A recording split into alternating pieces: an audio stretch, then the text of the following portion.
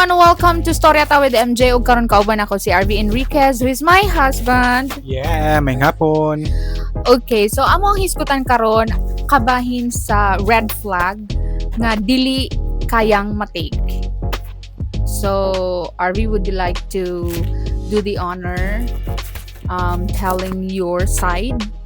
Sa kuha lang no, kanang babae nga bisyoso, babae nga laagan, ug babae nga dili magtan-aw siyang dili maminaw siyang bana. Anong kalawa ka? Wala kay karon pa na ako naklaro. Ay noon, journalize sa patong dili maminaw sa bana. So can you explain further? Unsa man nganong babae nga bisuso, babae nga unsa to laagan? Yeah, so babaeng kuan laagan. Di ko ganang babaeng laagan. Ikaw ang bana may bilin, maghunahon na di ka kung isa na ikuyog. Ilibin nagbabae nga dili mo update. Di ba? Unya babae nga bisyoso, no? Mo inom. Okay ra tubig, no? Pero kung ininom makahubog or party goers, party goer day, lahi na po na. No, kay syempre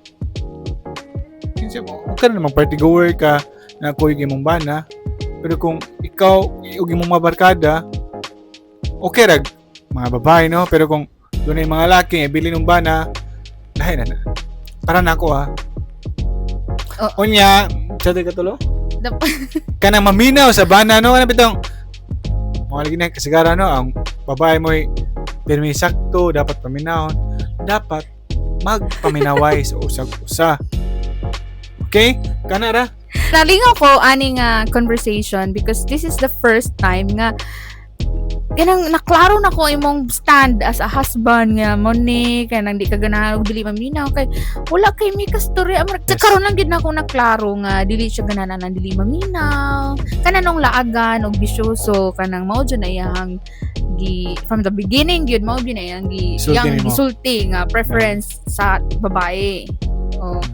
So, wala siyang ako alam ang deal breaker na ako, no? Diri lang sa tamang sugo sa gamay. Kana ganing isa gamay, no? Pero ang mga gagamay bitong butang kung tigumon kay mahimo siyang dagkuhan, it creates wounds ba and scars, mag-scars siya sa imong soul, sa imong heart.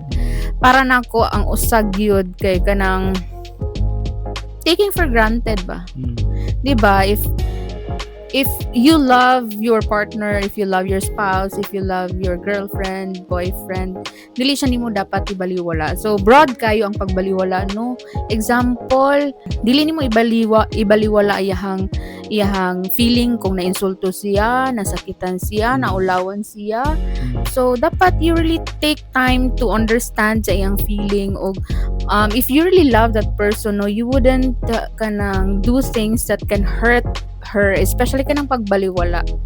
Kay ang kulang og emotional intelligence ang tao nga mobaliwala lang sa iyang partner. Magpaminaway sa usag-usa. No?